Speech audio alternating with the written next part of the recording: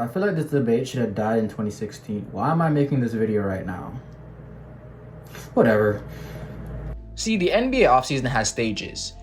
Right after the NBA Finals, you have the NBA Draft. People are excited to see who their team may pick up, if they can get a steal in the draft, or if their team trades a pick to pick up maybe an all-star player. Then we have free agency, the time where stars decide where they will take their talents next, who they'll play for, what teams may look like contenders after free agency, what teams may lose stars and need to look to go into rebuilding.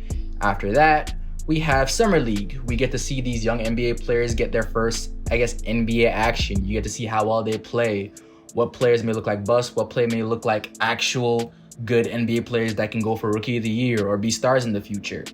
And then after that, it gets slow. No basketball for 2 months, and the media has nothing to talk about, so they make up every single topic they can to get clicks. And NBA Twitter and Mike James decided to bring a doozy. They brought back the debate that I thought died in 2016 between who's better, Kyrie Irving or Steph Curry. Now, that's not exactly the debate. It was, is Kyrie Irving more skilled than Steph? But it snowballed into who's better. The most dumb argument I think I've heard in a minute. So let's get into this. But before we get started, hi, my name's B. I make basketball videos here on YouTube. As you can see, if you scroll through the 40 plus I have on this channel. And if you guys enjoy that, I would love if you guys would stay and hit that subscribe button. It really lets me know what you guys like and what you guys love to see from me. It takes 2 seconds, and I would love to have you guys back here. With that being said, let's get into this video.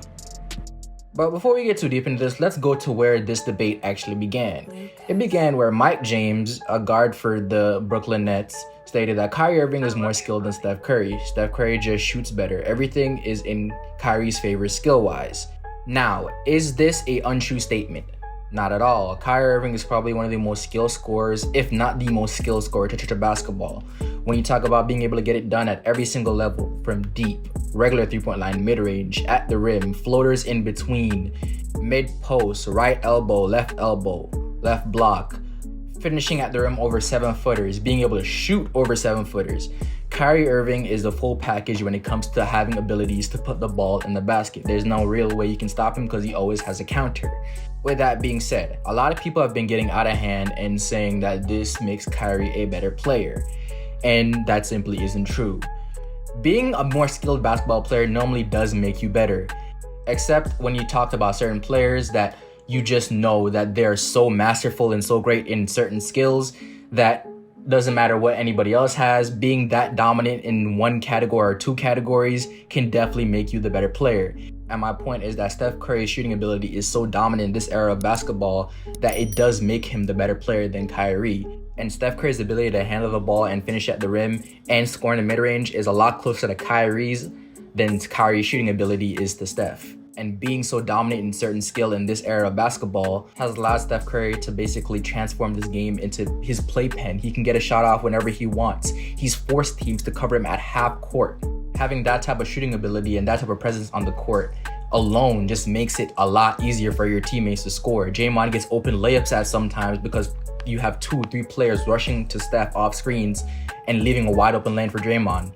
And even then, with the ball in Steph's hands, Steph's production is way higher than Kyrie. Now, does production always mean that a player is better? No. You can look at it as James Harden and Russell Westbrook back in 2017 were probably 2 of the most highly productive players in the league, the highest usage rate, and they just needed to put up those type of numbers for their team to even have a chance. Were they the best player in the league though? No. That was either LeBron James or Kevin Durant, and you knew that because those players' ability to control the game whenever they want and take over whenever they want very much outweighed a Russ or James Harden.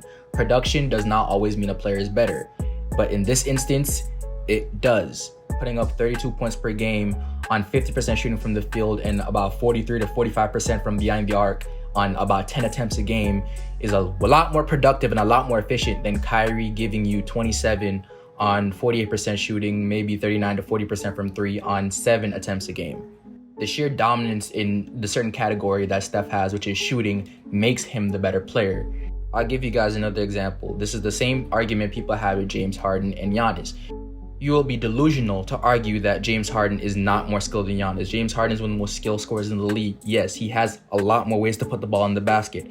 But Giannis is 6'11", can handle the ball like a guard, and has arms that are about a mile long.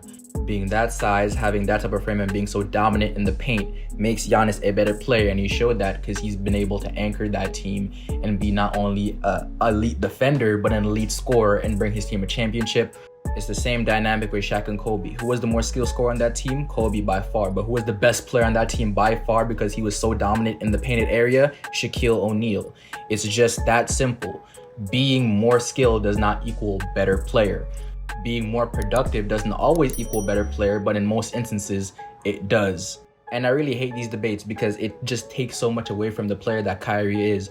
Being that skilled and have the ability to put the ball in the basket in any single way possible, and taking some of the shots Kyrie does and to be able to do it as efficiently as he does is no easy feat, and that makes him a generational talent. But comparing him to what is basically the second best point guard of all time makes it seem like a bunch of people is very much underappreciating the talent that Kyrie is, and that's not the case. Kyrie is still one of the best guards in the league, but there's just certain levels to this, and Steph Curry is still the best point guard in this game. He is the better player. At the end of the day, basketball is about two things: scoring the ball and stopping your opponent from scoring. Skill is just a means to an end. It's what's gonna help you put the ball in the basket. So if one guy can give me 30 tonight because he's so efficient at putting the ball in the basket in the way he can versus a guy that can do it in multiple ways but just not as efficient as the other guy, I'm taking the guy that can give me 30 in the most efficient way possible. It's not a skill you can plan for. It's not a skill that you can stop, and he can get his shot whenever he wants. They are both amazing players, but there's levels to this, and Steph Curry is definitely the better player. With that being said, let me know what you guys think in the comment section below. I am open to disagreements. I'm willing to talk about it, so just let me know what you guys think. If you enjoyed this video, leave a like and subscribe. It takes 2 seconds. It let me know what you guys like to see from me.